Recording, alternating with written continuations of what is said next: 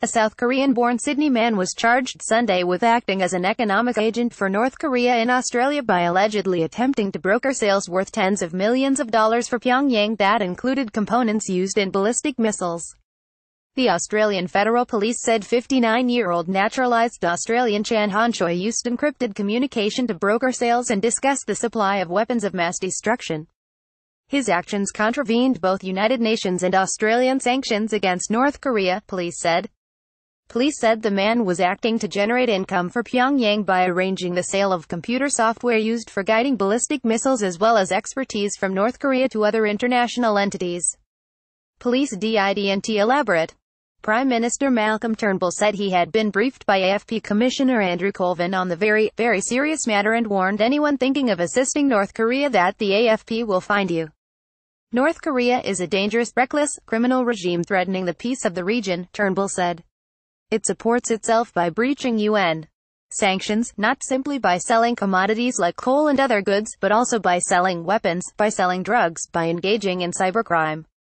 He added it is vitally important that all nations work relentlessly to enforce those sanctions because the more economic pressure that can be brought on North Korea, the sooner that regime will be brought to its senses.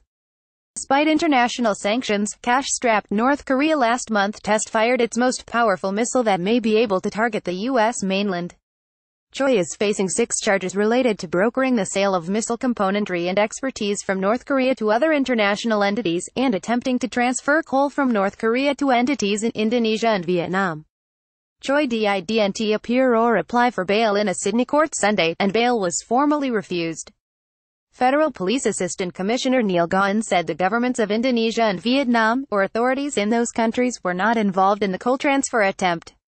Choi is the first person charged under Australia's Weapons of Mass Destruction Act and could face a maximum 10-year prison sentence. Gaughan said the charges related to his alleged activity over the past year, but that allegations dated back to 2008. Choi was arrested Saturday and charged over 2 transactions that were unsuccessful. But we estimate that if these trades were successful, we're talking tens of millions of dollars, Gaughan told reporters.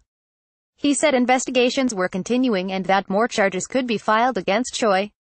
The AFP are saying this man was a loyal agent of North Korea, believing he was acting to serve some high patriotic purpose, Gaughan said.